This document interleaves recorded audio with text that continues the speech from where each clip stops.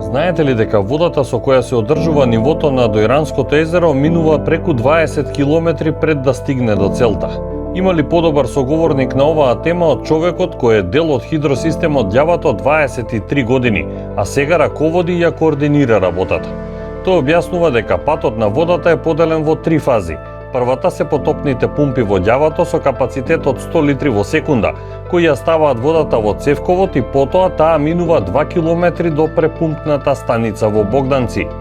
Во препумпната станица во Богданци постојат 6 така наречени суви пумпи. Во моментов од нив функционираат 2.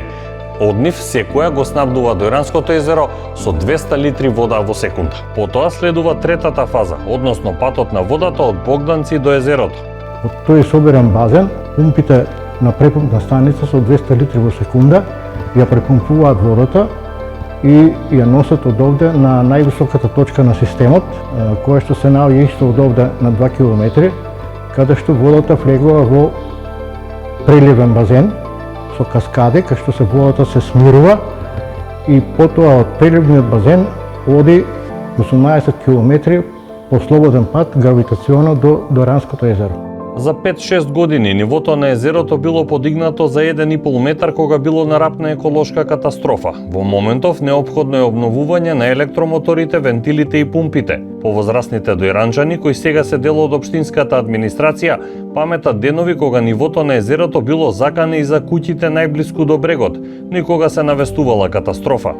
Испуштањето на водата езерото од страна на соседите 1988 се случи едно изумирање на езерото, односно се случија многу биолошки промени. Се сеќавам во Нов Доран имаше едно Дојранско езеро јавно предприемничко друштво, кој што нашите предци кажуваа, водата стасала до зградите кај што била сместена администрацијата. На десетина километри одовде е местото Дојрани на грчка територија. Од вкупно 43 километри површина на Дојранското езеро, околу 27 се наоѓаат на македонска, а речисти 16 на грчка територија. И двете држави се одговорни за одржување во живот на Дојранското езеро. Полно Дојранско езеро значи и богат фонд на риби и планктон и домашни и странски туристи. Формирано е ново јавно предпријатие задолжено за организирање туристички тури 12 месеци, а не само во летниот период. Она што може да го видат самите туристи, посебно странските туристи, на организиран начин со водичи кои што ги покажуваат најбитните знаменитости како што се Саатковата турската бања, црквата Свети Илија.